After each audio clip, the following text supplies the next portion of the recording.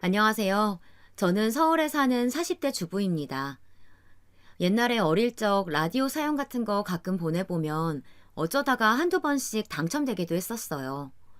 이번에도 될진 모르겠지만 털어놓다 보니 제 얘기가 꽤 길어지네요. 사실 주변에서는 특정한 어떤 것에 수기처럼 올려보라고 말도 많았거든요. 요 근래 저에게 꽤 드라마틱한 변화가 있었기 때문에 그런 권유를 받게 된 것 같아요. 여기 계신 분들도 재밌게 들어주실지 모르겠지만 일단 제 얘기를 좀 해볼게요. 전 결혼 10년 차고 또래들 중에서는 제법 늦게 한 편이에요. 사실 대학도 못 나왔고 고졸인 학력을 갖고 약간 자신감이 떨어져 있긴 했던 것 같네요. 돌아보면 말이에요. 제 인생은 늘 준욱 그 자체였던 것 같아요. 자라면서 엄마한테 눈치 보고 엄마가 집을 나가버린 후론 아빠랑 동생과 살면서 또 타인의 눈치를 보고 말이에요.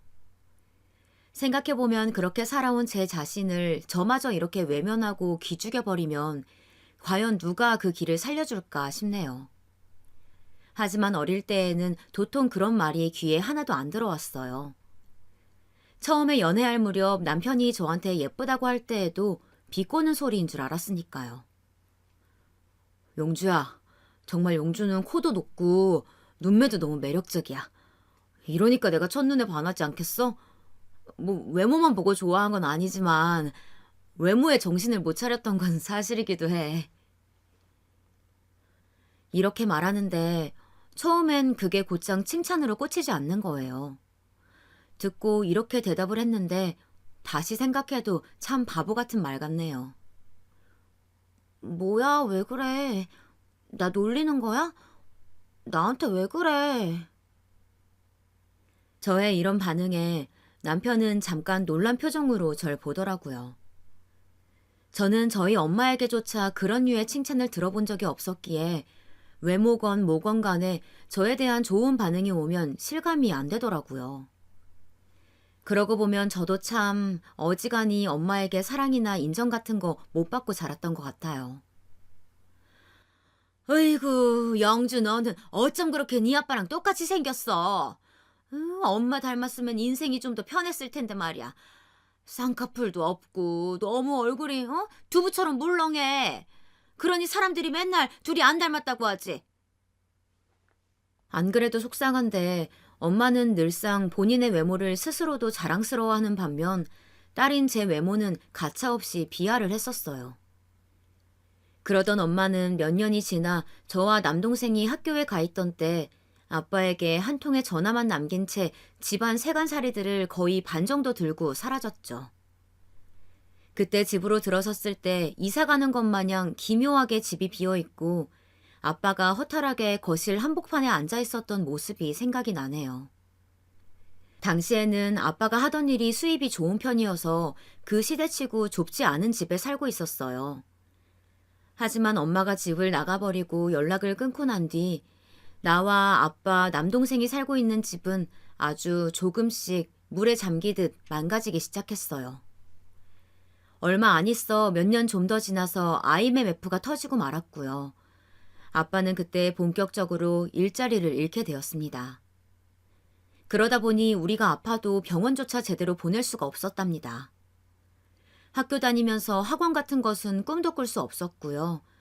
갈수록 저와 남동생 그리고 아빠의 꿈과 마음의 공간은 줄어들기 시작했어요.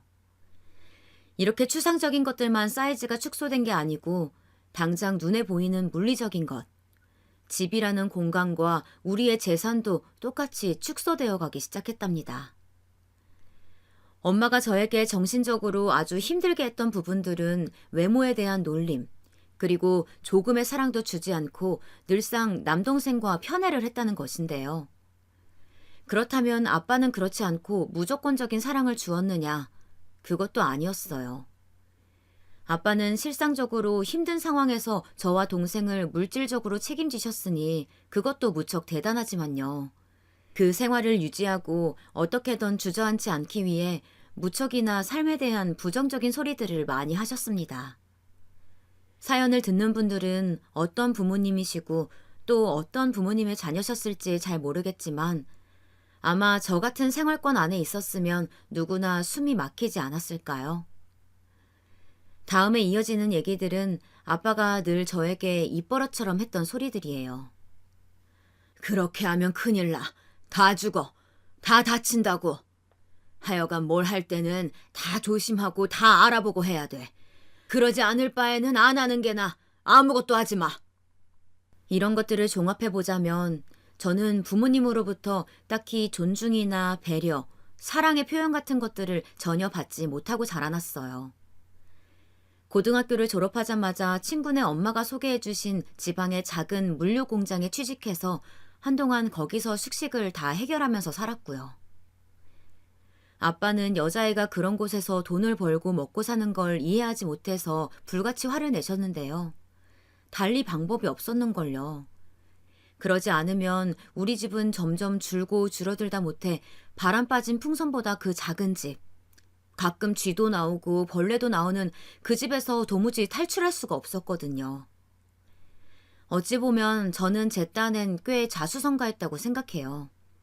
가족들 모두 변변치 않은 상황에 있을 때 저는 또래들이 웬만하면 다 갔던 대학도 포기하고 일찍 취업선에 뛰어들었어요.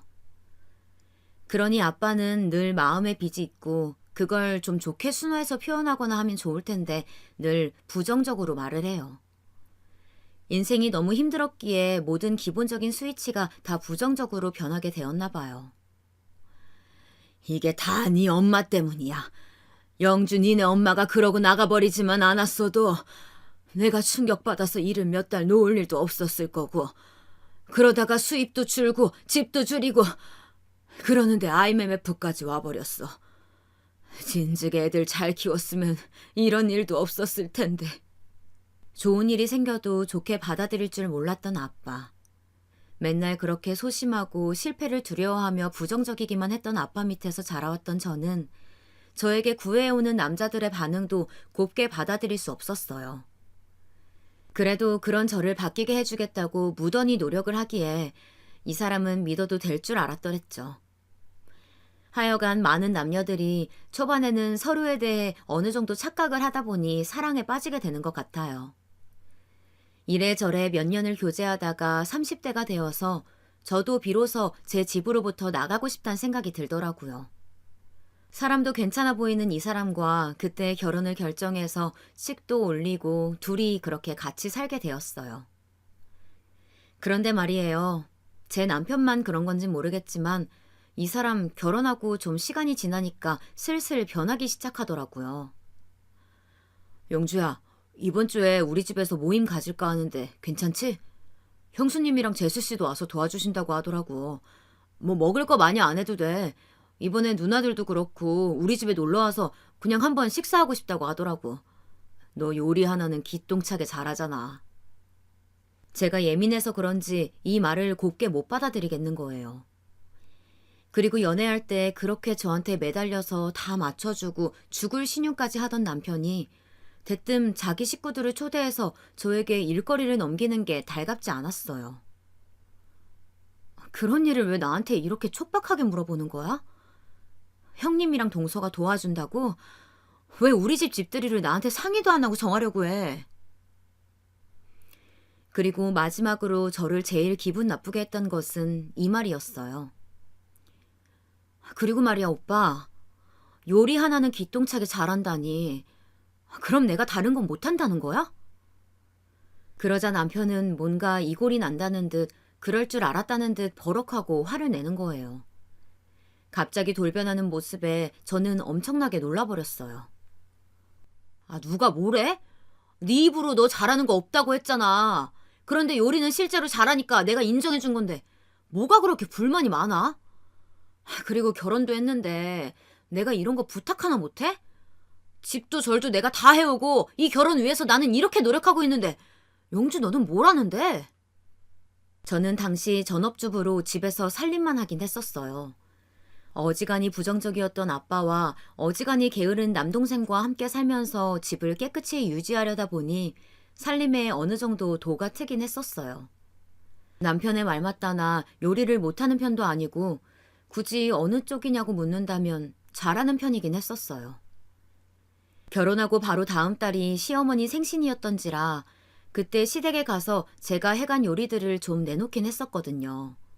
그때도 엄청나게 칭찬 일색이긴 했는데 이때 손익 형님이 저를 약간 비꼬듯 말을 하는 거예요. 기분 탓이 아니라 진짜로 말이에요. 와, 우리 동서는 가방끈은 짧다더니 요리끈은, 아니, 앞치마끈은 긴가 보다. 그쵸, 서방님? 제가 처음에 손이 형님이나 동서들과 인사하고 지낼 때 나름 편하게 사이좋게 만남을 가져보겠다고 너무 제 속 얘기를 다 했던 탓일까요? 결혼 초반에 이렇게 며느리들끼리 셋이서 만난 적이 있었는데요. 그때 제가 그냥 허물없이 이 둘이 정말 좋은 사람인 줄 알고 저의 약한 부분을 얘기했던 적이 있었어요. 근데 그때 다들 웃어넘기듯 하더니 결혼 생활하는 내내 마주칠 때마다 그걸 자꾸 끄집어내는 거예요. 그러니 저도 그쯤 돼서야 이 둘이 결코 좋은 타입의 인간들이 아니란 걸 안 거죠. 아무튼 그건 그렇다 이거예요. 요리 잘한다는 걸로 비꼬고 빈정댈 땐 언제고 시댁 식구들과 식사하고 대량으로 음식을 준비할 때 꼭 저한테 떠넘기더라고요. 그러니 저는 화가 날 수밖에 없었어요. 오빠, 그렇게 좀 말하지 마. 애초에 결혼하자고 한 사람이 누군데 지금 나한테 뭐 집해왔네 어떻네 하면서 하나하나 뭐 따져라도 나누겠다는 거야? 그럼 왜 결혼하자고 했어?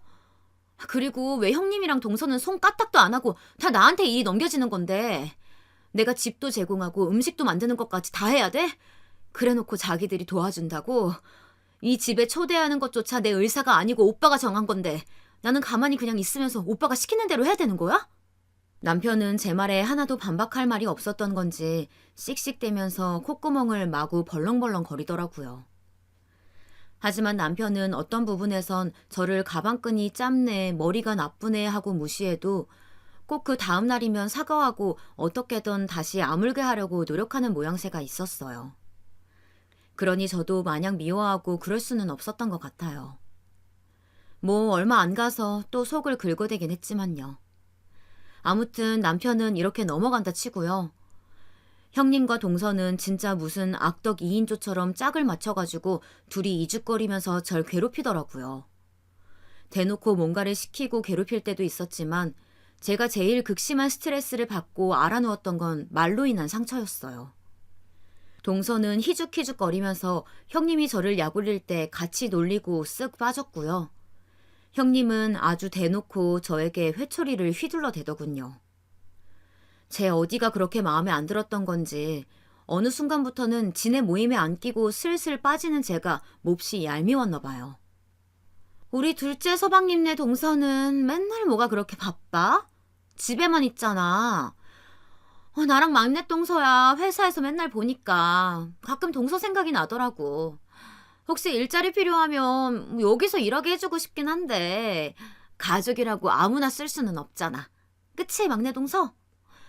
우리 둘째 동서는 학력도 안 되긴 하잖아. 뭐 전에 무슨 공장에서 일했다고 했나? 아, 내가 그거 우리 엄마한테 얘기했더니 말이야. 우리 엄마가 뭐라고 했는지 알아? 얼굴도 본 적 없는 지네 친정엄마랑 나랑 무슨 상관이라고 그렇게 낄낄대는 건지 슬슬 화가 차오르더라고요. 엄마가 그러더라고. 옛날에는 공순이라는 정식 명칭도 있었는데 지금은 뭐라고 부르냐고 그렇게 묻는 거 있지? 아, 내가 생각해도 그래. 아니 근데 말이야. 공순이가 뭐야? 대체 공순이가? 뭐 요즘도 공순이가 있나? 자기 일할 때는 자기 보고 공순이라고들 했어? 세상에. 저런 말은 저도 되게 예스럽다고 생각했는데 그냥 옷 물류 공장에서 성실히 일한 죄밖에 없는 저를 비하하듯 말하는 거예요. 심지어 이런 얘기를 할 때마다 뭐가 그렇게 웃기고 재미있는 건지 너무 웃겨 죽겠다는 어투로 말해요. 나도 아까 기계 좀 만지고 우리 집 전등도 고쳤는데 이것도 공순이 소리 들을 일인가?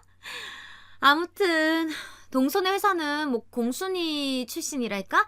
하여간 고졸은 안 되지 않아? 막내 서방님이 고졸 출신들을 그렇게 싫어하신다며. 그러자 막내 동서는 형님 눈치를 슬쩍 보더니 맞장구를 치는 거예요. 이 말에서 저는 좀 울컥하더라고요. 사실 고졸 출신은 우리 신랑만 싫어하는 게 아니고 어딜 가든 다 그렇죠. 몇 번 알바생 정도로만 썼지 정직원은 힘들잖아요. 저도 뭐 편견 같은 거 갖는 건 아니고 수많은 데이터가 쌓인 경우로 평가를 좀 해보자면요. 고졸이면 대체로 머리들이 그렇게 딸려요.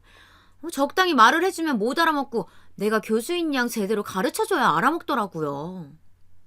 형님이야 저보다 손윗사람이라고 치고 제 또래인 손 아래 동서까지 저렇게 저를 비꼴 줄은 몰랐어요.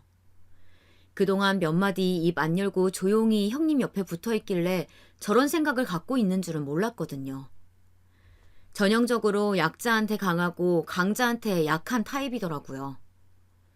게다가 이 말까지는 너무 굴욕적이라 더 듣고 있기 힘들었어요. 고졸하느니 차라리 중졸이 나을 것 같아요. 어중간하게 고집만 세가지고 지들이 못 알아듣는 걸 막 화내고 자격지심도 장난 아니에요. 뭐 아예 중졸이면 자신감도 팍 가라앉아가지고 남의 얘기를 그나마 듣거든요. 하여간 일 시키는 입장에서 고졸은 최악이죠 뭐. 어머, 이거 둘째 형님 가르쳐서 한 얘기는 아니에요. 화나신 거 아니죠? 굳이 제가 뭐라 하지도 않았는데 거기에 덧붙여 저런 말을 쓱 던지고 제 눈치를 살피더라고요. 저는 그날의 말들을 좀처럼 잊지 못하고 계속 체한 듯이 스트레스를 받곤 했어요. 일을 하다가도 살림을 하며 이래저래 움직이다가도 정말 뭘 하건 간에 자꾸 저런 말들이 저를 힘들게 하더라고요. 나중에 임신하고 아기 가졌을 때에는 더더욱 형님 동서를 만나지 않았어요. 남편에게 이런 말을 했더니 본인이 들어도 좀 그랬는지 선을 긋더라고요. 뭐야, 형수님이랑 재주씨가 그런 말도 해? 그건 좀 실망이다. 나도 그건 아무리 우리 쪽 사람이라지만 편 못 들겠다. 영주 너 당분간 그냥 그 사람들 만나지 마. 태교에 나쁘니까. 남편이 알아서 이렇게 말해주니 그 후로 그들을 만나지 않기로 했어요. 지네들끼리 제 욕을 하던지 말던지 애기도 잘 안 보여주고 시댁 모임도 잘 안 갔어요. 하지만 정말 어쩔 수 없이 도무지 피할 수 없이 연중 행사로 명절 때는 보잖아요. 그때는 남편이 한번 슬쩍 언지를 주는데도 이것들이 가만히 있지를 않는 거예요. 저 형수님, 그런 얘기 하신다고 이 사람이 스트레스 많이 받았어요. 그만하세요. 나름 좋게 좋게 얘기했는데도 이게 뭔가 형님을 더 발끈하게 만들었던 모양이에요. 큰 아주버님과 막내 서방님도 보고 있는 입장에서 민망했던지 차마 저희 남편한테는 빽 못하고 저한테 뭐라고 하더라고요. 이때는 저희 남편조차 혀를 내둘렀고 주변에서 말리는 분위기였어요. 어머, 제가요? 제가 왜요? 동서, 나 때문에 스트레스를 받아? 세상에, 왜? 어머, 자기 되게 웃긴다. 서방님한테 말을 그런 식으로 하면 어떡해? 나 오해받잖아. 내가 뭘 어쨌다고 말을 그렇게 하고 다녀? 저 형님, 제가 뭐 어떻다고 한 게 아니라요. 그런데 형님은 여전히 얼굴이 삶은 문어처럼 빨개져서는 도저히 믿을 수 없단 표정으로 저를 마구 몰아붙이기 시작했어요. 내가 왜? 어머, 자기가 뭔데 나를 이상한 사람으로 만들어? 안 그래요? 막내 동서, 자기가 말해봐봐. 내가 둘째 동서한테 뭐 말실수라고 한 거 있어? 그러자 한창 이 사이에서 저와 형님 사이 간을 보며 빠르게 눈을 넙치마냥 옮겨대던 막내 동서는 냅다 하고 저 말을 받아가지고 저한테 던져버리더라고요. 아니요. 저도 두 분 얘기하실 때 늘 같이 있었잖아요. 이건 둘째 형님이 좀 예민하신 것 같은데요? 큰형님은 맨날 둘째 형님 걱정하고 챙겨주시는데 분위기가 좀 이상해진 것 같아요. 이러니 저만 궁지에 몰려서 어쩔 줄 모르고 있었어요. 결국 하도 분위기가 안 좋고 거북해지니 어머님이 말리셨고 빠르게 각자 집으로 흩어지게 되었답니다. 돌이 막 지난 아기를 안고 차에 타고 돌아오는 와중에 남편한테 얼마나 하소연을 했는지 몰라요. 그나마 죽으라는 법은 없는 건지 남편은 제 얘기를 좀 들어주긴 하더라고요. 나는 당신 잘 아니까 나한테 얘기해. 솔직히 내가 봐도 형수님 아까 좀 이상해 보였어. 그렇게 발끈하고 화내는 거 처음 봐. 자기 딴은 억울하다고 그러는 거겠지만 나는 당신도 잘 알고 우리 형수님도 어느 정도 알잖아. 뭔가 이상하다는 것 정도는 알지. 저도 애지간히 억울했던지 그나마 남편이 저 정도 선에서 받아주는 것조차 그렇게 감지덕지하게 여겨지고 고맙더라고요. 하지만 이러나 저러나 저 짜증나는 인간들을 매년 끊임없이 봐야 한다는 게 너무 싫고 불쾌하게 느껴졌어요. 가능하다면 안 보고 살고 싶은데 시댁에서는 아들들 옹기종기 모여 살게 한답시고 다 근거리에 살게 하셨거든요. 막내 서방님이 차리신 회사가 있는데 거기에서 막내 동서도 일하고 그걸 도와준답시고 형님도 같이 일하고 있어요. 역 근처에 있는지라 애지간하면 지나갈 때마다 잘 마주치기도 하고 이런 게 너무 짜증나는 거예요. 게다가 심지어 그 둘은 뭐가 그렇게 자랑이라고 지들이 회사에서 저지르는 비리를 자랑스럽게 떠들어대더군요. 아마 그조차도 제가 말귀를 잘 못 알아먹을 거라고 생각해서 떠든 것 같아요. 그러니 들을 때 더 열받더라고요. 자기, 이번에 커피 머신 산 거 어떻게 처리했어? 그때 그거 다 알아서 하는 방법이 있다고 했었잖아. 나 우리 민우 아빠한테 팁 좀 주려고 그러거든. 그때 어떤 식으로 처리한 거야? 이런 거 세무조사에 안 걸리게 잘하는 방법 좀 알려줘 봐봐. 그 말을 듣고 막내 동서는 뭐 대단한 거 알려준다는 듯이 아주 눈을 번쩍이더라고요. 아, 그거야 형님? 저만 믿고 따라오세요. 저도 처음에는 좀 무섭고 쫄았었는데 까짓것 아무것도 아니더라고요. 하다 보면 자연스럽게 몰래 빼돌리고 영수증 처리 대충 하는 게 있다니까요. 아는 사람들한테 물어물어 대충 영수증 써달라고 하고 넘어가는 게 있어요. 이번에 커피 머신이랑 애들 소파까지 같이 샀는데 그것도 다 방법이 있습니다. 그러면서 제가 알기로는 막내 동서네가 무슨 정부에서 지원해주는 사업을 하는 걸로 알고 있거든요. 거기에도 엄연하게 명분을 걸어두고서는 지들 살 거 실컷 사대는 게 보이더라고요. 지들 집에 가구들도 바꾸고 무슨 명목이 있다고 아주들 신이 나 있었어요. 그렇게 둘이서 작당을 해먹고 있으면서 뭐 그리 자랑스러운 일을 한다고 저를 무시하는지 너무 고깝게 느껴졌어요. 그런데 시간이 좀 지나 우리 애가 어린이집에 다닐 무렵 저는 아주 희한한 인연을 만나게 되었습니다. 늘 어딘가 자신감이 부족하고 주눅 들어있고 그리고 시댁 식구들 기에 눌려서 길을 못 펴던 저에게 인생이란 건 얼마든지 새롭게 바꿔서 살 수 있다는 걸 알려준 사람이 있었답니다. 다름 아닌 우리 아이 친구의 엄마이자 우리 아파트 윗위층에 살던 언니였어요. 원래 맨날 어린이집 등하원 시키면서 얼굴을 보긴 했지만 친해진 건 아마 원에 있는 행사 때였던 것 같아요. 저보다 5살 위의 언니였는데 자기 아들과 우리 아들이 잘 노니까 이런 모습을 너무 귀여워하더라고요. 승준이 엄마, 다음에 우리 집에 놀러와. 내가 커피 맛있게 내려줄 테니까. 애들은 놀게 하고 우리도 놀자. 몇 번이나 이렇게 초대를 해오길래 저도 간식거리를 사들고 아이랑 같이 갔었거든요. 그런데 이때 제법 충격적인 얘기를 듣게 된 거예요. 너무 놀라서 저는 막 말을 더듬으면서 물었어요. 어머머, 그럼 신우랑 같이 사신다고요?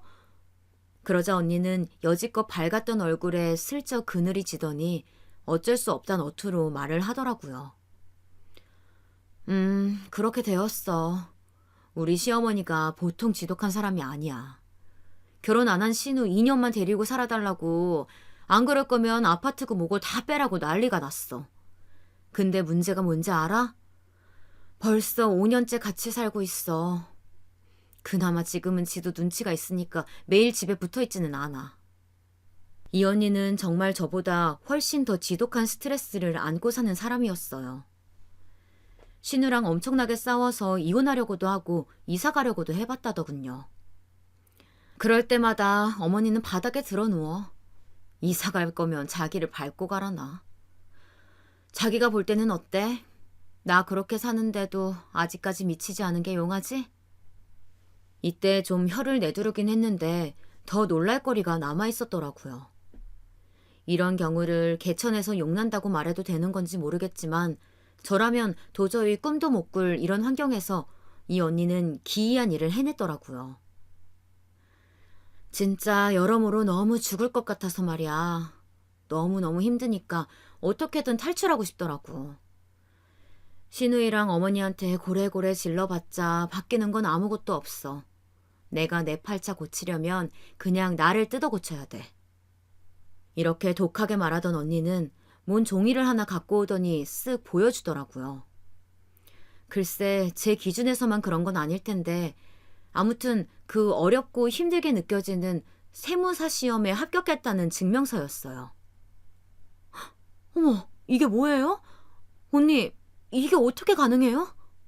그러자 언니는 한숨을 토해내면서 본인도 정말 피를 말리는 시간이었다고 고백하더라고요. 이러나 저러나 죽을 맛이라면 나 좋게 하는데 시간과 체력을 써야 하지 않겠어? 사람 원망하는 데 쓰기는 싫더라고. 진짜 웃긴 게 뭔지 알아? 날 그렇게 죽일 듯이 미워하고 괴롭혀댔던 신우랑 어머니 말이야. 내가 저거 눈앞에서 흔들어대니까 그 뒤로 별말들을 못하더라고.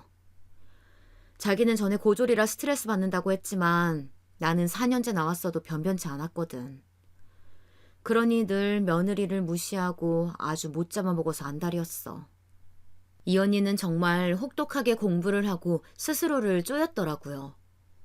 밤잠 시간 다 아껴가며 미친 듯이 공부를 했고 공무원 준비하는 카페에서 관련된 팁을 받아 요리조리 계획을 잘 세웠다는 거예요. 그러면서 농담 같은 말을 저에게 툭 던지는데 저는 그때 왜 그게 농담같이 들리지 않고 머리와 가슴 속으로 쏙 들어왔던 걸까요? 사람마다 뭔가에 꽂히는 계기가 뭔가와 만나는 인연과 타이밍이 있나 봐요. 승준이 엄마도 한번 세무사 시험 도전해봐. 절대 쉽다거나 할만하다거나 그런 얘기는 할 수 없어. 그런데 내가 어느 정도 팁은 줄 수 있을 거야. 자기 지금 그렇게 사는 거 힘들고 스트레스 받는다며. 그런 걸로 스스로를 괴롭히지 마. 그러느니 본인의 능력을 높이는 데 시간을 써. 그 지랄 맞은 형님이랑 동서? 걔네들 그냥 다 눌러버려. 스펙으로 밟아버리면 되는 거야. 게다가 그 뒤에 이어진 말은 저를 며칠간 아주 심오하게 고민을 하도록 만들었어요. 고졸이네 어쩌네 하며 놀려대던 것들, 지네들 뭘 그렇게 대단한 걸 하고 있는데? 그깟 사무실? 지들 능력으로 하는 것도 아니잖아. 그리고 자기가 볼 때 아주 가짜는 사업하는 것 같다며. 사람 일 어찌 될 줄 알고 함부로 누굴 무시해. 막말로 자기가 세무사라도 돼서 걔네 회사 다 뒤집어버리면 어쩌려고. 이 언니의 말처럼 제가 무슨 형님 동서를 깔아뭉개고 복수할 생각으로 세무시험에 관심을 가졌던 것은 아니에요. 그리고 그런 동기로 뭘 한다고 오롯이 동기가 결과를 주지는 않잖아요. 그냥 여러모로 많은 도전이 되는 말이더라고요. 나를 우습게 여기고 무시하고 조롱하는 사람들 말을 신경 쓰지 말던가 아니면 신경 쓰지 않기 위해서 내 환경을 더 높여 그들과 안 마주치던가. 딱 이 두 가지밖에 없었어요. 남들이 보면 1년에 몇 번 만나지도 않는 형님 동서한테 상처받는 게 뭐 대수냐고 여길지 모르겠네요. 하지만 실제로 저에겐 엄청 큰 상처였는걸요. 고민하던 끝에 이 언니와 저희 남편에게 세무사 시험을 보겠다고 선포했어요. 언니는 심각하게 듣더니 중간에 포기할 거면 하지도 말라고 조언해주는 자기만 김 빠진다고 하더라고요. 사실 공부야 본인이 하는 거고 한계도 있는 거니까 내가 뭐라고 할 수는 없는데 조언해주는 것도 조언 듣는 것도 둘 다 사람의 시간을 쓰는 거야. 나는 자기가 열심히 꾸준히 하겠다면 팁을 줄 거야. 근데 어중간하게 내가 그때 자기 앓는 소리 좀 들어줬다고 어설프게 복순이 뭐니 일시적으로 불타오르는 거면 안 할래. 그 말을 들으니 전 더 뭔가 이걸 붙잡고 공부하고 싶다는 생각이 들더라고요. 대략 얘기해준 공부할 범위를 들으면서 점점 이가 떨려오긴 했지만요. 남편도 이때에는 저를 말렸었어요. 세무사 시험? 자기가 그거에서 뭐 하려고? 갑자기 뭔 바람이 불어서 그래. 에이, 누가 또 우리 섹시한테 바람 불어넣었어. 이렇게 장난스럽게 말하긴 하지만 기본적으로 제가 살림이나 육아를 제쳐놓고 뭔가 한다고 할까봐 싫어하는 눈치더라고요. 솔직히 대놓고 저를 무시하는 형님이나 동서 못지않게 제가 살림만 하고 붙어있길 바라는 남편의 길들임이 더 싫었어요. 누가 자기를 무시해? 누가 우리 셋이 무시해? 자기는 지금 모습으로 충분해. 뭔가 더 안 해도 괜찮아. 뭘 또 그 나이에 머리 아프게 공부야. 그 엄마는 원래 머리가 좋았나 보지. 그냥 남 얘기다 하고 넘겨. 더는 내가 보는데 당신이 왜 그런 고생을 해? 말이야 저를 걱정하는 것 같지만 글쎄요. 은연중에 그냥 늘 지식이 어딘가 부족한 채로 자기 옆에 그냥 말없이 본인 보잖아 하면서 있어주길 바라는 것 같았어요. 그게 결혼 연차가 점점 지나가다 보니 어느 시점에서 느낌이 오더라고요. 그래서 전 되도록 남편에게 방해를 받고 싶지 않아서 아이와 남편이 깨어있지 않는 시간을 이용해서 공부를 해보게 되었어요. 먼저 세무사 시험에 합격했다는 아이 친구 엄마. 그러니까 이제 제가 일명 미숙언니라고 부르던 그 언니는 제 진심을 알고 조금씩 팁을 주기 시작하더군요. 이제 자기도 이른바 맘시생, 엄마 고시생이 된 거야. 결심한 이상 남편이나 시댁에서 뭘 어떻게 다들 지저대도 그냥 다 무시해. 그런 거 듣고 있으면 한도 끝도 없고 그거 들어주고 멈춰 있으면 금방 50대는 거야. 남편 없으면 아무것도 못하고 사회에서 도태되고 싶지는 않잖아. 그리고 자기 아니면 애나 남편이나 아무것도 못할 것 같지? 왜 못해? 심지어 남편은 성인인데 밥이나 빨래나 그런 거 다 적당히 알아서 시켜. 그리고 자기는 여기 커뮤니티 보면서 공부해서 합격한 수기들 보면서 계획 잘 세워봐. 이러면서 저에게 몇 가지 팁들을 알려주기도 하고 본인이 들었던 강의나 문제집 같은 것들을 열심히 골라주더라고요. 언니도 바쁜 인생을 살고 있는 와중에 저를 그냥 지나치지 않고 세심하게 봐줘서 정말 고마웠어요. 하지만 저도 처음엔 배포 있게 시작했으나 공부할 내용도 많고 일단 영어가 너무 딸렸었거든요. 이럴 기세로 시작한 건 아닌데 중간에 너무 힘이 딸리더라고요. 역시 맘시생, 엄마 고시생들이 왜 그렇게 고달프고 힘들게 공부하는 줄 알게 되었어요. 남편은 나 아니면 밥도 못 먹고 옷도 못 입는다고 징징거리지. 진짜 내 손길이 가야 하는 애기도 씻기고 먹이고 입히고 놀아줘야지. 나 자신을 챙길 시간은 정말 하나도 없더라고요. 아니다. 나를 챙길 시간은 어찌 보면 정말이지 그 암흑 같은 시간 속에서 공부가 아니었나 싶어요.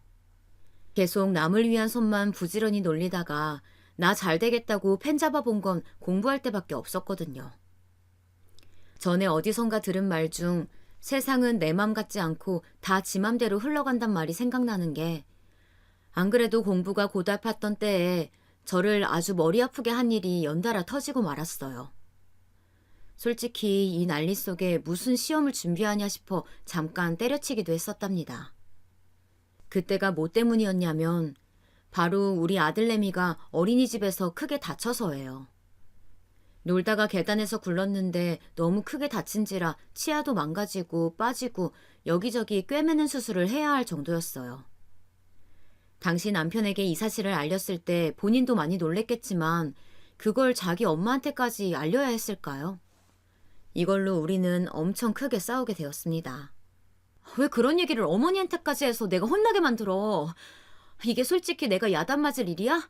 내가 공부한다고 애를 밤늦게까지 어린이집에 맡겨놨냐고. 점심 먹고 일어난 사고라고 몇 번을 말했잖아. 근데 왜 그걸 어머니한테 전화해서 호들갑을 떨어가지고 나를 무슨 뒤늦게 공부 요란 떠는 미친 여자로 만들고 지 자식은 다치게 만든 애엄마로 만드냐고. 당신 때문에 지금 형님이며 동서까지 가족들 단톡방에서 비아냥거리잖아. 아닌 게 아니라 정말 이 사실 그대로였거든요. 남편이 입방정을 어줍잖게 떤 까닭에 형님이랑 동서, 시댁 단톡방에 있던 모두가 저의 공부 내용을 알게 되었어요.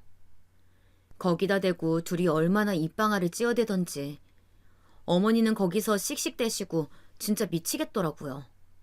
어머머머, 동서, 세무사 공부? 오, 대단하다. 근데 그거 그렇게 아무나 할 수 있는 거였나? 아니, 아무나는 아니지. 대학 나오면 한 번씩은 도전해보지 않나? 근데 동서는 대학 안 나왔으니까 힘든 거 맞겠네. 아유, 그래도 그렇지. 애기 엄마가 애를 챙겨야지. 그런 걸 챙겨서 가정을 내팽개쳐도 괜찮겠어? 이렇게 먼저 씨를 뿌려대는 형님의 밑밥에 막내 동서가 옳다쿠니하고 잡아채가지고서는 아주 둘이 저를 잘근잘근 씹어대는 거예요. 그러게 말이에요. 저도 우리 준서 어릴 때에는 일 안 했어요. 지금 사무실도 남편이 같이 봐주니까 오는 거지. 저 혼자 창업하라고 했으면 절대 안 했죠. 둘째 형님 진짜 겁도 없으시다. 애 그맘때쯤이면 다치는 거 부지기수인데 걱정도 안 되세요? 둘이 막 이런 분위기를 만들어내니 아주버님부터 해서 막내 서방님, 그리고 우리 어머니와 아버님까지 일제히 저를 비난하기 시작하는 거예요. 굳이 그 내용을 다 쓰기도 싫고 그냥 아무튼 다 제가 잘못했다 이딴 식인 거죠. 이날 전 그동안 결심만 하고 있다가 못했던 일을 저지르게 되었으니 남들이 볼 땐 하찮은 일일 수도 있지만 저에겐 매우 큰일이었어요. 아마 요즘 시대 며느리들에겐 다 하나같이 딜레마인 일일 텐데요. 바로 다름 아닌 시댁 단톡방. 이놈의 단톡방에 알을 깨버리고 나가버리는 거예요. 내가 더 이상 이것들 떠드는 소리는 못 듣고 살겠다. 이러다 4명에 못 죽지 싶어 니까 것들이 뭔데 내 숨통을 막나 싶어서 박차고 단톡방을 나와버렸어요. 이때 남편이 당황해서 몇 번이나 초대를 했지만 그때마다 저는 계속해서 나가버렸고 결국 포기하더군요. 뒤로들 제 욕을 얼마나 뻔질나게 했는지 귀에서 피가 날 지경이었지만 그러거나 말거나 저는 그날 저에게 주어진 수많은 족쇄 중 하나를 풀고 나와버렸어요. 하지만 아들을 떠올릴 때의 마음은 여전히 달갑지 않아서 그만 그때 흐지부지하게 시험 준비를 멈추게 되었답니다. 그런데 연말을 맞고 보니 어찌나 속이 허하고 허무하던지 그런 와중에 남편이랑 아주 크게 싸운 일이 또 하나 있었거든요. 이 인간이 저에게 말도 안 하고 말이에요. 글쎄 다른 집들은 어떤지 모르겠지만 아주 비싼 게임기를 사들고 집에 와서 숨겨놓은 거 있죠. 도대체 이게 남의 집 나이만 먹어버린 아들과 사는 건지 아니면 성인 남자로서 제 구실을 하는 인간과 사는 건지 모르겠더라고요. 오빠 미쳤어? 지금 돈이 이게 얼마야? 나봐. 나 이거 지금 당장 욕조에다 던져버릴 거야. 아주 물다 뒤집어 쓰고 다시는 복구 못하게 망가뜨려 버릴 거야. 남편은 이때 사색을 해가지고서는 지 입으로 저한테 이게 얼마인지 알고 그런 망할 소리를 하냐고 소리를 지르더군요. 그러면서 저한테 뭐라는 줄 아세요? 내가 직장 다니고 처자식 먹여 살리느라고 얼마나 스트레스가 많은데 이런 것도 못하게 해줘? 내 돈이잖아. 내가 번 돈 내가 쓰는 것도 못해. 남들은 다들 막 바람 피고 더 못된 데에 가서 시간이랑 에너지 쓴다고. 나 같은 남편이 어딨어? 나처럼 충실하게 가정만 보는 남편이 어딨냐고. 이거 게임기 하나 사서 좀 놀겠다는데 그것도 안 돼? 진짜 이걸 말이라고 하는 건지 뭐 무슨 바람? 진짜 웃기지도 않아서. 그럼 지는 왜 저한테 고마워할 줄 모르는 거죠? 전 바로 반박했지만 남편은 도저히 들어먹질 않아서 며칠을 냉전이 지속되었고요. 그동안 저는 결국 포기하고 버려두었던 세무사 시험을 다시 준비하게 되었어요. 이때 정말 이가 갈리더라고요. 남편도 날 바보 취급하고 시댁 식구들은 더할 나위 없이 저를 바보 취급하고 말이에요. 저에게 세무사 시험을 권유했던 미숙 언니에게 정말 창피함을 무릅쓰고 다시 연락을 했어요. 그렇게 어렵게 저는 또다시 가시밭길로 들어서게 되었습니다. 뭔가 다들 제가 공부하는 꼬락서니를 못 보겠는 건지 하필이면 그 무렵쯤 그동안 그렇게 죽은 듯이 연락도 안 하고 존재도 잊혀져 가던 엄마에게 연락이 온 걸까요? 어떻게 저를 찾아냈는지 몰라도 저와 동생을 만나고 싶어 하더라고요. 영주야, 엄마야, 엄마 기억하지? 엄마 안 보고 싶어? 와, 진짜 이때 정말 미치고 돌아버리겠더라고요. 몇십 년 만에 연락 와서 한다는 소리가 본인이 안 보고 싶냐고요? 님들이라면 저런 엄마가 보고 싶겠나요? 엄마는 오랜만에 연락하는 주제에 실컷 자기 연민에 빠져서는 본인을 아주 한없이 불쌍한 인간인 양 착각하고 있더라고요. 본인 때문에 저와 아빠와 제 동생이 어떤 인생을 살았는데 말이에요. 전 대충 무시하고 그렇다고 혈연인 관계를 차단할 수도 없어서 적당히 전화를 받아주고 말고 하면서 넘겼어요. 그렇게 정신 사나운 속에 공부하고 스스로 어느 정도 예측을 하다 보니 진짜 이대로는 택도 없을 것 같은 거예요. 그 와중에 절 정신 바짝 차리게 했던 건 말이에요. 참 세상 일이란 건 모르겠는 게 저라는 사람의 급수를 한 단계 더 올려주는 데 일조를 하는 건 늘 불편한 사람들 덕분이더라고요. 저에게 도움 주고 조언해주는 사람 덕도 있지만 보통은 날 열받게 하고 불편하게 만드는 사람들 때문에 다시는 그 꼴 안 보겠다고 악쓰고 성공해버리는 경우가 많은 것 같아요. 이렇게 제가 한창 바쁠 때에 하필 어머니가 다치셔서 며느리들이 돌아가면서 밥이라도 챙겨주라고 하기에 어쩔 수 없이 갔었거든요. 그때 정말 마주치기 싫어 죽겠는 형님과 동서를 맞닥뜨리게 된 거죠. 여전히 저를 열받게 하고 혐오스럽게 굴더라고요. 동서 오랜만이야? 그 뭐지 세무사 시험 본다며? 아직도 준비하는 거야? 벌써 몇 년째야? 한 3년 되지 않았나? 아닌가 4년인가? 그러다가 승준이 대학 가겠다. 안 그래? 이런 말 정도는 좀 무시하고 넘어가려고 했는데 여기서 빠직하게 제 속을 긁는 말을 하더라고요. 너무 어이가 없어서 저도 모르게 몸을 획 돌려서 형님을 노려보았어요. 아니 빨리 좀 붙어서 여기저기 조사 좀 다니고 좀 그래봐. 동서가 하는 세무조사 진짜 볼만하겠다. 안 그래? 뭐 솔직히 그런 일도 없겠지만 정말 만약에 어디서 운석 하나가 우리나라에 떨어져가지고 그게 금괴를 만들어낼 운명 정도? 이런 확률이어야겠지만 말이야. 그렇게 되면 진짜 내가 넙죽 엎드려서 우리 동서 업고 다닐게. 우리 집에 아주 대단한 세무사님 계시다고 말이야. 이러면서 제가 너무나 싫어하는 형님 그 특유의 이죽거리는 얼굴로 낄낄거리는데 마음 같아서는 한 대 쳐버리고 싶더라고요. 사람에게 그런 마음을 좀처럼 품어본 적이 없는데 저 스스로도 좀 기가 막힐 정도였어요. 어쩌다가 이런 무서운 생각이 슬그머니 제 안으로 들어온 건지 놀라울 정도더라고요. 이때 정말 저를 위아래로 훑어보면서 막내동서랑 둘이 머리를 맞대고 낄낄거리던 장면을 쉽게 잊을 수가 없더군요. 사람이 뭔가 열받고 혐오스러운 악한 어떤 계기를 갖고 노력을 하면 썩 좋지 않다는 걸 알아요. 하지만 적어도 시작하는 계기로 어느 정도는 끌고 가주는 것 같더라고요.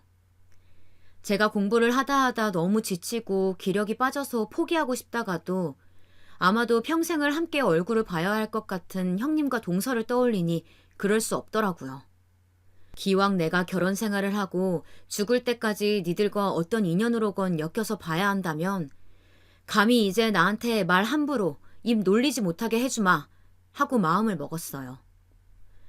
이런 마음만으로 당연히 시험 칠 만한 역량의 공부를 한다는 건 말이 안 되긴 하지만요. 중간중간 어떤 성과들을 짧게 보기는 했었답니다. 당연히 저는 먼저 합격한 미숙언니만큼 1년 정도 준비해서 될 감은 아니었어요.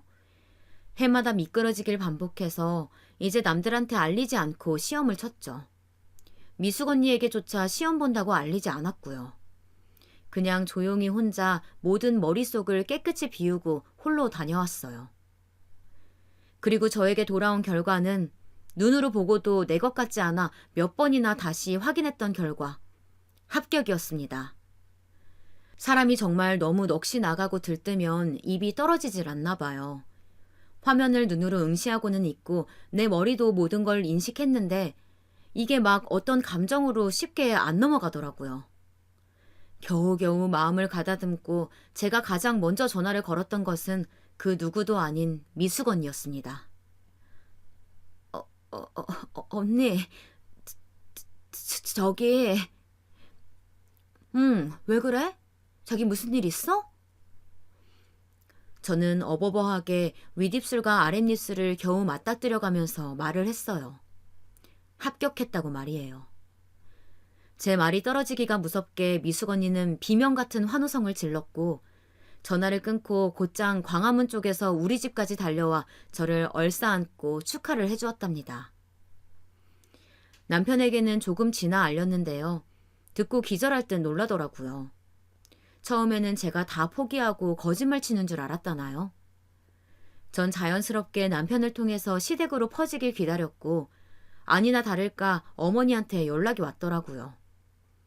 웃긴 건 시댁 형님과 동서도 알고 있으면서 저에게 어떤 언질도 없었다는 거예요. 예, 승준애미야. 그게 뭐 그렇게 어려운 시험이라더니 진짜 네가 된 거 맞냐? 그럼 뭐야, 그게 무슨 일 하는 건데? 이제 나가서 일하는 거냐?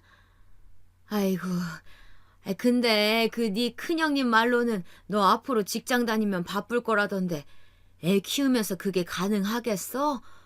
그거 꼭 따야 했어? 이때 저는 여기서 열이 확 하고 뻗치더라고요. 이 못돼 처먹은 것들이 여시같이 못된 것에만 지능이 발달한 것들 말이에요.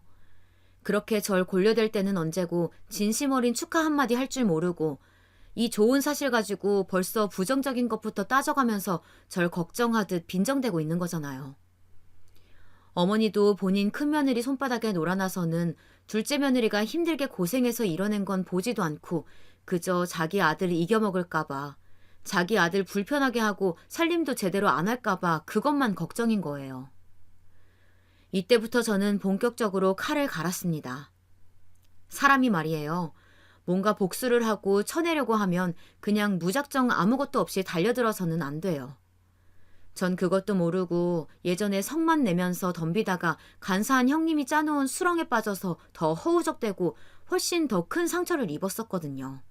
적어도 제 손에 칼자루는 있었어야 제대로 휘둘러댔을 텐데 그땐 저도 너무 모르고 아둔했던 거예요. 결코 이런 데에 쓰겠다고 제가 칼을 갈았던 것은 아니나 그걸 자기들에게 향하게 갈아준 셈이 되었으니 사용해야 하지 않겠어요? 저는 이미 취업선에 뛰어들어 일하고 있는 미숙 언니에게 이 부분에 대해 상담을 했고요. 결국 전 장비를 아주 잘 갖춰서 그들 앞에 단단하게 무장하고 나타나게 되었습니다. 어떤 이유로 그 꼴보기 싫은 인간들 앞에 제가 갔을까요? 다름 아닌 마치 어린애한테 떡 하나 들고 희롱하듯 놀려대듯 제 세무사 시험을 가지고 그들이 놀려댔던 것. 실제로 지들에게 들이닥치면 뼈도 못 추릴 그것. 바로 세무조사입니다. 지들 입으로도 곧잘 했던 소리가 있거든요. 어째 세무조사 들어올 만도 한데 안 들어온다고 말이에요. 그런 말을 형님이 그렇게 많이 했었어요. 내 친구 보면 남편네 회사에 그렇게 툭하면 세무조사가 들어온다나 봐. 그리고 보면 자기네는 진짜 계속 요리조리 잘 피해간다. 운도 좋은 셈이지. 그러니까 그럴 때 삥땅 많이 쳐놔. 뭐 대외적으로 안 걸리게 넘어가는 팁도 이미 빠삭하고 자기네는 아주 천하무적이지. 나한테 떨어지는 콩고물도 있으면 더 좋고 말이야. 이러면서 시궁창에서 굴러다니는 쓰레기 마냥 지들끼리 머리를 맞대고 낄낄거리더니 아주 꼴 좋다 이거예요. 저의 합격 여부를 듣고 뒤에서 어머니를 조종해서 저에게 가짜는 소리를 쏟아붓고 실제로는 연락 한 통도 안 하던 그들은 세무조사 건으로 그들 회사에 들이닥친 저를 보고 아주 정남이가 떨어진다는 듯 무슨 어디 생선가게에 걸려있는 생선을 쳐다보듯 아주 영혼 없는 눈으로 쳐다보더라고요. 동섭, 뭐야? 뭐 때문에? 세무조사? 아니, 저기, 이런 건 말해주고 왔어야지, 이런 건. 아니, 막내 동서한테 연락은 하는 거야? 말해봐, 막내 동서. 막내 동서야 뭐, 당연히 제가 연락도 쥐뿔도 한 거 없이 똑같이 당황해서 쳐다보기만 할 뿐이었죠. 그렇게 저한테 해볼 테면 해보라고 골려대던 게 수년간이었고, 제가 너무 열받아서 한동안 연락을 끊고 있던 와중에도 끊임없이 저에게 돌멩이를 던져댔던 게 그들이에요. 원래 세무 관련해서 이렇게 들어가려면 여러모로 복잡하긴 하지만 분명히 사전 통지를 했는데 왜 저딴 반응들인지 모르겠어요. 뭐 통지를 2주 전에 받기야 했겠지만요. 그것보다 그걸 하겠다고 들이닥친 인원 중 제가 있으니 어이가 없었던 걸까요? 까짓 것 그 정도야 마음 넓은 제가 이해를 해주겠다는 생각이 들더군요. 왜냐면 그 뒤로 정말 그네들은 쥐잡듯 털리기만 했거든요. 지네들 딴에는 뭐 불복하겠다, 소송을 걸겠다, 어쩌고 저쩌고 했지만요. 무슨 헨젤과 그레텔이 걸어가는 길에 빵을 줄줄 흘리고 가듯 저는 형님이 본인 입으로 저한테 나불댔던 허술한 내용들을 기억하고 있었거든요. 세무 관련 공부할 때에도 가끔 머릿속에 슬쩍 지나가던 내용들이 있었기에 절대 잊을 수가 없었어요.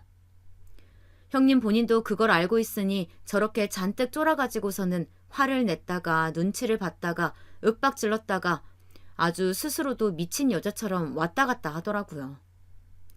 이러니 이쯤 되어서 어머니한테 전화가 올만하지 않았을까요? 얘, 너 진짜 어쩜 이러니? 우리 집안을 다 말아먹을 생각이야? 그 잘난 시험 하나 봐가지고 한다는 짓거리가 열심히 살겠다는 네 아주버님이랑 막내네를 그렇게 쥐잡듯 때릴 일이냐고, 안 그래? 어제 네 형님이랑 막내 동서가 집에 와서 아주 사정사정하고 빌더라.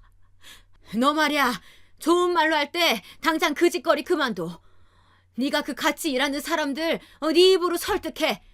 아무 문제 없다고 그만하자고 하란 말이야. 진짜 어머니는 알면 알수록 넌더리가 나는 사람이더라고요. 처음엔 하도 형님과 동서랑 자주 마주치고 그들이 진상짓을 하니까 거기에 묻혀 있었던 것뿐이지, 그 둘을 걷어내고 어머니랑 마주하는 일이 있다 보니까 아주 만만치 않게 절 괴롭히시는 거예요. 전 그냥 이렇게 할 말만 하고 끊어버렸어요. 왜요, 어머니? 언제는 어머니 아들들 법 없이도 살 사람들이라면서요. 그리고 아주버님이 뭐가 문제예요? 막내 서방님네 뭐 투자라도 하셨나요? 성실하게 본인 직장 다니고 계신데 엮여서 문제될 게 뭐예요? 형님이 혹시 그쪽 같이 꼬여내가지고 엉뚱한 데 돈 빼돌리신 건 아니고요? 그럼 어머니 말 맞다나 어머니 아들들 문제는 아니네요. 큰 며느리랑 막내 며느리가 둘이서 머리를 얼마나 굴려서 빼돌리고 장난질을 쳤는지 아세요? 이 말에 어머니는 그쯤부터 약간 할 말을 잃으신 듯 뭐라도 생각하시는 듯 조용하시더라고요. 저도 뭐 좋다 이거예요.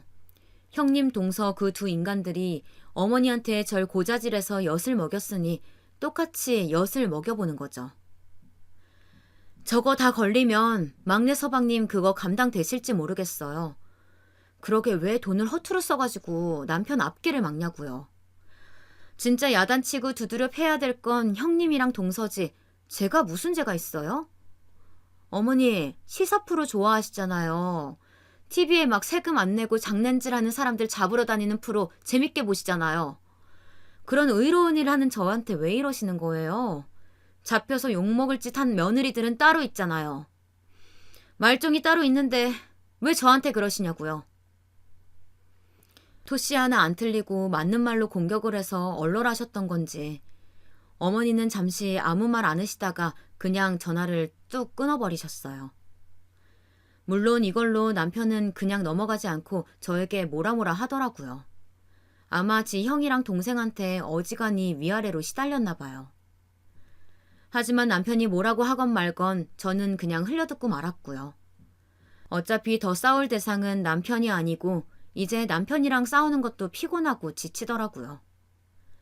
아무튼 형님과 동서는 정말로 똥줄이 타버린 건지 아니면 제 말에 설득당한 어머니가 그 둘을 내친 건지 둘이 이제 저한테 직접 연락을 해오더라고요.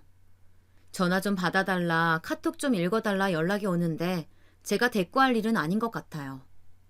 맘 같아서는 그렇게 세무조사 같은 거 나와보라고 골릴 땐 언제고 이러냐고 따지고 싶지만 그러기엔 그들 지금 되게 불쌍하고 피마르는 상태거든요. 불복한다고 해서 이기는 사례도 거의 없고 더 개망신 당하기 싫으면 자료 준비라도 빠듯하게 해야 하다 보니 둘이 여러모로 제정신이 아닐 거예요. 원수를 직접 갚지 말고 그냥 놔두면 알아서 저쪽 강으로 흘려내려가는 게 보일 거라는 중국의 속담인가 뭔가가 생각이 나네요. 저는 그냥 저대로 열심히 이대로 커리어 올려가면서 살아보려고 합니다. 그들과 싸우면서 이런 계기에 올라타긴 했지만 그렇게 해서 올라탄 나무 위는 새로운 세상이네요. 이게 진짜 인생인가 하는 생각이 들기도 하고 내가 몰랐던 세계를 경험하며 배울 게 아주 많아서 신기해요. 복수하고 갚는 것도 이쯤 했으면 됐고 나머지는 지들이 굴러 떨어지게 내비두는 수밖에요. 전 저대로 새로운 세상에 뛰어들어 또 다른 제 인생을 만나볼 생각입니다. 이건 이것대로 쉽지 않은 터널이겠지만 그래도 화이팅 해봅니다. 모두들 건강하시고 원하는 일 잘 되시길 소망할게요. 안녕하세요. 사연에 빠지다의 DJ 민영입니다. 오늘도 두 가지 사연 준비되어 있는데요. 사연 시작하기 전에 구독과 좋아요 버튼 잊지 마시고요. 그럼 오늘의 사연도 함께 시작해 볼게요. 안녕하세요. 저는 결혼 9년차 워킹맘입니다. 일찍 결혼해서 아직 20대인데 초등학생 엄마이죠.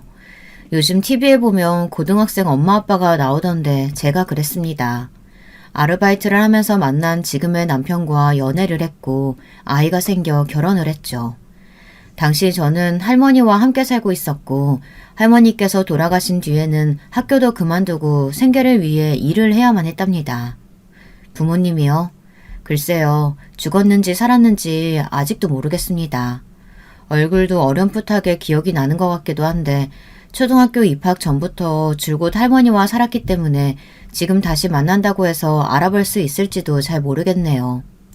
할머니께서도 엄마와 아빠도 찾지 않는 저를 보면 한숨을 참 많이도 쉬셨어요.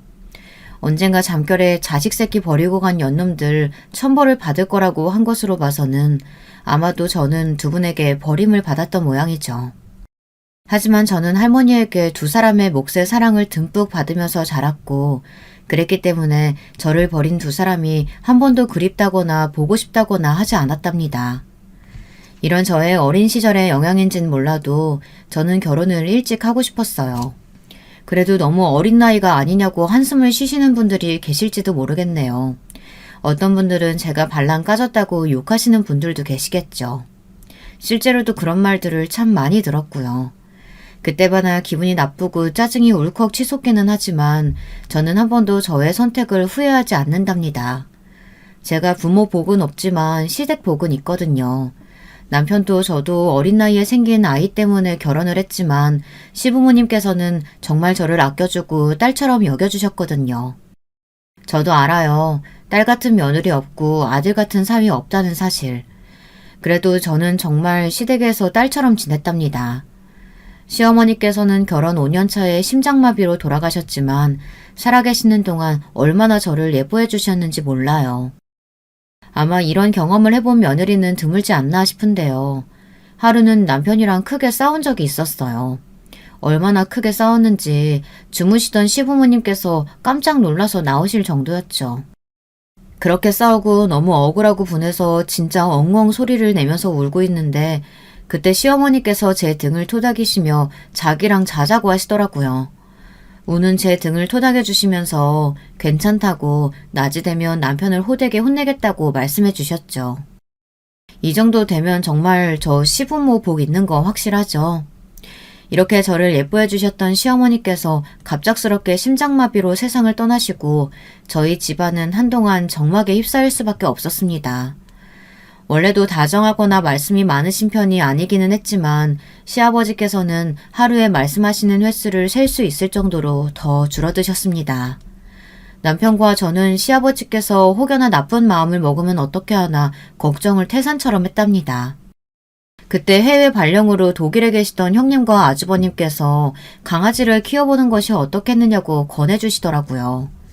그래서 외출하기 꺼려하시는 시아버지를 모시고 유기견 보호소에 가서 귀여운 진도믹스 2마리를 입양했답니다. 아직 한창 애기인 녀석들이었죠. 강아지가 오고 나서 시아버지께서는 예전의 모습을 되찾아 가시는 것 같았어요. 아이들과 매일같이 산책을 나가시면서 밝아지신 모습에 저나 남편도 웃을 수 있게 되었죠. 그렇게 평화를 찾아가는 듯 했어요. 하지만 평화롭던 순간도 금방이더군요. 겨우 안정을 되찾는가 싶었는데 바로 사건이 터지고 말았죠. 바로 작년 시아버지께서 재혼을 하셨거든요. 시아버지의 재혼이 뭐가 문제가 되느냐고 물어보실 수도 있어요. 돌아가신 아내의 추억만 붙들고 살아야 하는 것은 아니냐고 하시면서 이런 이야기를 하는 제가 이상하게 보일 수도 있고요. 하지만 재혼하시고 1년, 그 시간은 저희 가족들에게는 통째로 도려내고 싶은 최악의 순간들이었답니다. 시아버지께서 시어머니를 만난 것은 강아지 운동장이었다고 해요. 한 달에 2번 정도 아이들을 데리고 가셨는데 그곳에서 작은 강아지를 데리고 나온 시어머니를 만났다고 하셨죠. 나이대도 비슷해서 서로 자주 어울렸고 알고 보니 집도 그리 멀지 않다 보니 아이들을 데리고 함께 산책을 나가기도 하며 두 분의 사이는 급속도로 가까워지셨죠. 좋아하는 감정까지 생겼는지는 잘 모르겠어요. 시아버지 말씀으로는 두 분이서 서로 의지하면서 여생을 함께 하자는 이야기를 나눴다고 하셨거든요.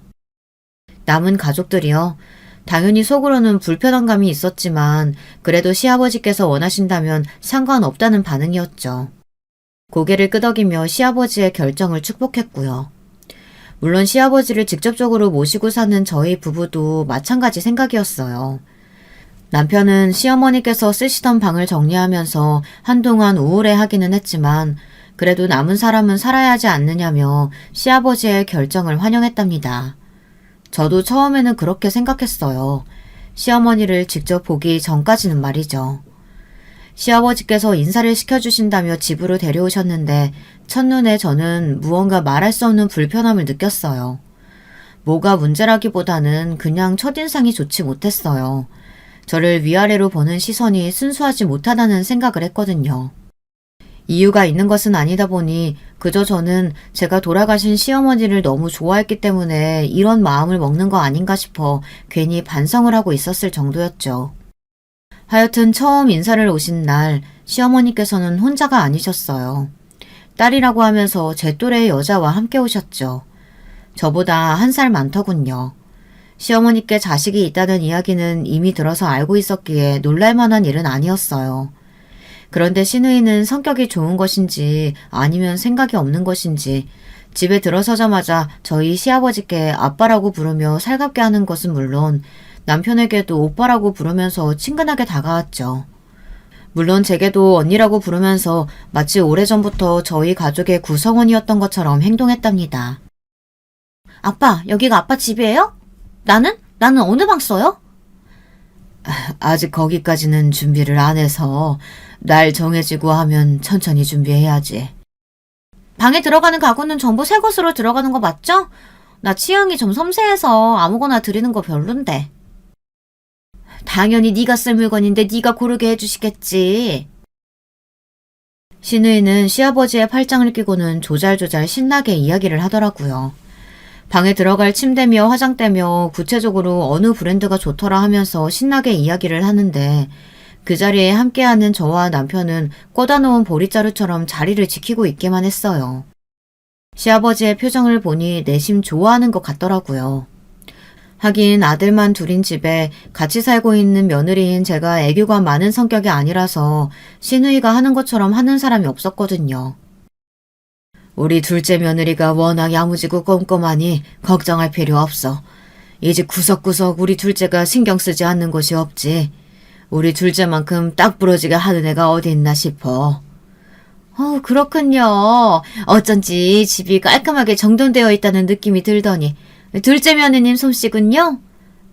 별 말씀을요. 아버님께서 어수선한 것을 싫어하셔서 아버님께서 원하시는 분위기로 늘 정돈했을 뿐이랍니다. 아버님께서 저를 너무 띄워주시는 것 같아요. 시아버지께서는 그게 무슨 말이냐고 하시더니 저처럼 뭐든 잘하는 애를 본 적 없다고 어찌나 제 얼굴에 금칠을 하시는지 살짝 얼굴이 화끈거리기 시작했죠. 뭔가 일부러 더 그렇게 말씀하시는 것 같기도 하고 진짜 기분이 좋으셔서 자랑하시는 것 같기도 하고 어느 쪽인지를 잘 모르겠더라고요. 하지만 분명한 것은 제 자랑에 시어머니와 시누이의 얼굴이 그리 좋지는 못했다는 것이죠. 약간은 이상한 분위기에 저녁 식사를 시작했습니다.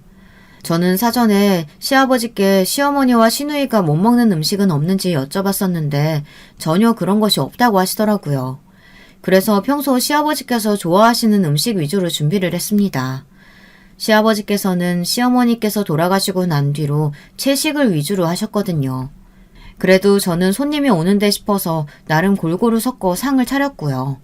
그런데 시누이가 몇 숟갈 뜨지도 않더니 한마디를 하더군요. 언니는 저희 오는 게 영 반갑지는 않으신가 봐요. 네? 그게 무슨 말씀이세요? 그럴 리가 있나요? 식탁을 보니까 알겠는데요. 뭐 단백질이라고는 겨우 이 갈비찜이 전부고 생선도 갈치조림 딸랑. 그래도 저랑 엄마가 초대받아서 왔는데 상차림이 너무한 거 아니에요? 상다리 부러질 정도로 차리라는 건 아니지만 그래도 언니한테는 시댁 식구가 생기는 거나 다름없는데 조촐해도 너무 조촐한 것 같아서요. 우리 엄마랑 날 무시하겠다는 의도가 있는 게 아닌가 싶네요. 제가 왜 어머님이랑 아가씨를 무시한다는 말씀이세요? 앞으로 가족이 될 분들인데 그럴 리 없잖아요. 식사는 아버님께서 평소 저희가 먹는 대로 준비하면 된다고 하셔서 상을 차렸을 뿐이랍니다. 오해하지 마세요, 아가씨. 제 말에 신우이가 한마디 더 거들려고 하자 시어머니께서 말리시더니 저에게 음식이 다 맛있다고 솜씨가 좋은 것 같다고 말씀하셨죠. 살짝 굳은 시아버지의 표정을 흘기 보신 시어머니께서는 신우이가 고기 반찬을 좋아해서 한마디 한 것 같다며 제게 사과를 하셨습니다. 저는 겉으로는 괜찮다고 말하며 제가 신우이와 시어머니 입맛을 몰랐으니 앞으로는 이런 일이 없을 거라고 말했죠. 하지만 속으로는 저랑 겨우 1살 차이인데 어리기는 뭐가 어린지 모르겠다는 생각을 했습니다. 그리고 저 나이까지 반찬 투정을 한다는 것이 어디